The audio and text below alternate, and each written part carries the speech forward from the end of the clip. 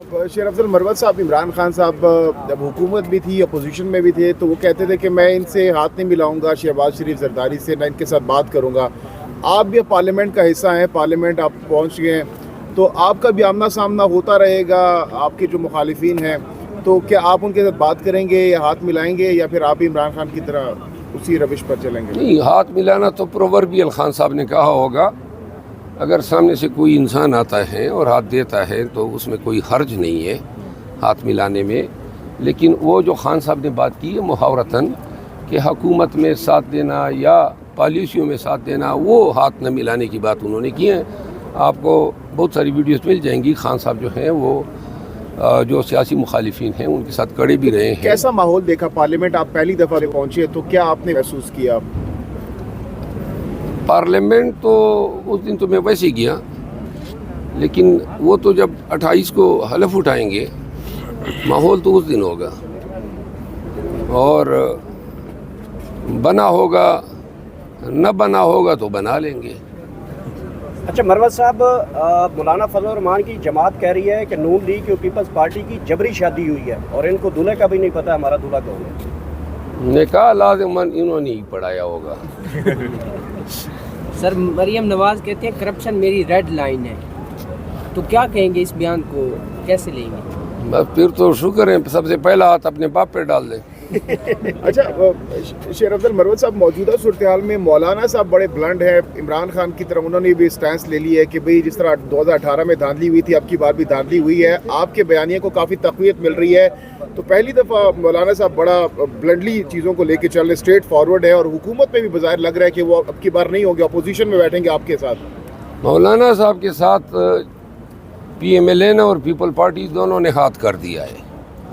उनको बलूचिस्तान में हुकूमत में लेने से इनकार किया है, और ये मौलाना साहब जो नाराज़ हुए हैं उसके पीछे भी शायद मार्ग यही होगा कि मौलाना साहब के मुतालिबात नहीं माने हैं।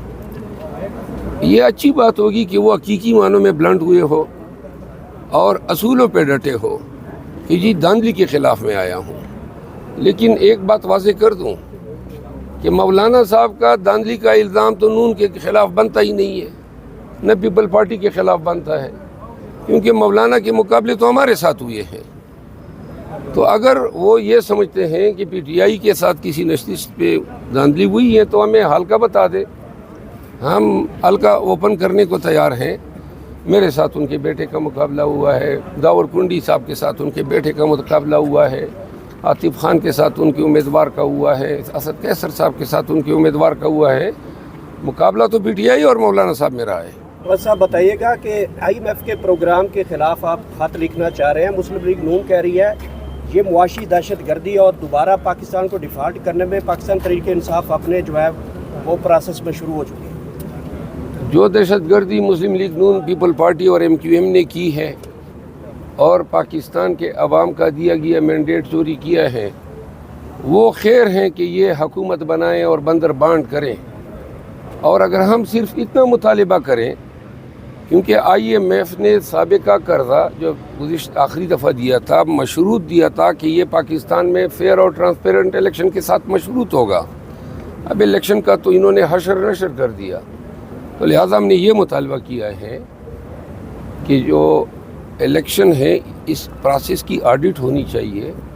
अगर इलेक्शन जो है इसके नतीजे में एक जेली हुकूमत को बिठाया जा रहा है और IMF जा रही है एक जेली हुकूमत से कोई एग्रीमेंट करने, तो ये तो IMF के अपने SOP से भी मुतसादम है। दूसरी बात ये है कि पाकिस्तान में कर्ज़ों से ज़्यादा जो ज़रूरत है पाकिस्तान को, सबसे बुनियादी ज़रूरत पाकिस्तान को है कानून की हुक्मरानी की।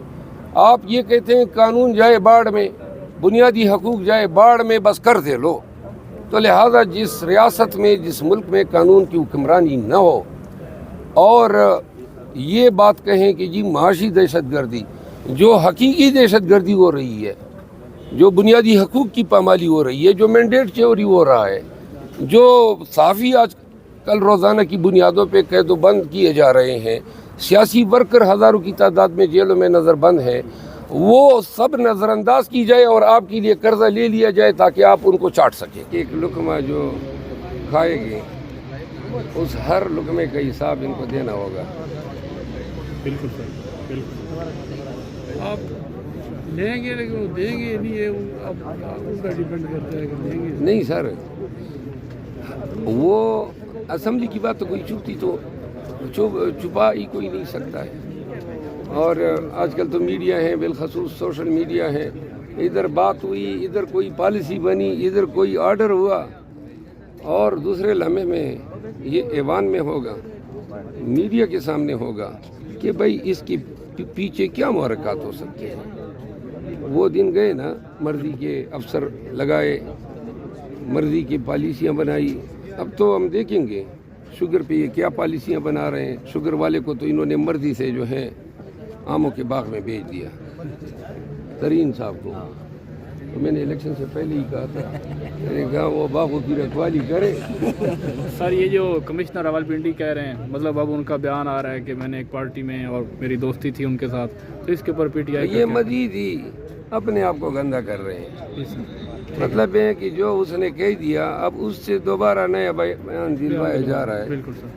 तो इससे जो भी बयान आ रहा है ये इस चीज़ की को तक़वियत देगा कि इसका पहला जो बयान था जिसमें ये कहता है मुझे लटका दो चौक पे, बिल्कुल मैंने ज्यादती की है, पाकिस्तान की पीठ में खंजर घोंपा है, बिल्कुल सर।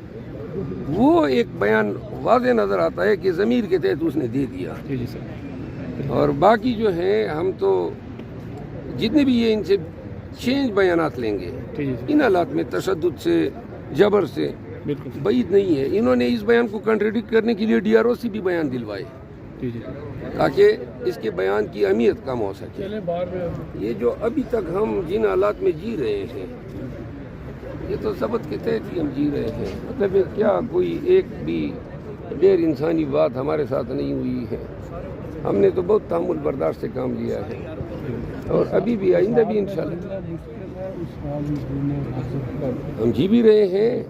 और आपने देखा भी कि हमने इलेक्शन भी जीते ऐसे हालात में जब दोनों हाथ पांव बांध के हमें पोलिंग बूथ में भेजा गया। और इंशाल्लाह इतनी भारी हमारी तादाद है, दोनों पार्टियां मिलके भी रिजर्व सीटें हमारी आएंगी तो हम बराबर ही। बहुत बड़ी अपोजिशन तो बड़ी टफ है और बड़े पढ़े लिखे लोग इस दफ़ा आए हैं। इफेक्टिव अपोजिशन होगी ऐसी इसे कल थैंक यू सर। क्या है बात में ये जा रहे हैं आखिरी दिन का, इनका आखिरी दिन है। एक मिनट ये थोड़ा साइड चल सर, एक आपका सब तो हम करते हैं। ये जो अभी तक हम जिन हालात में जी रहे हैं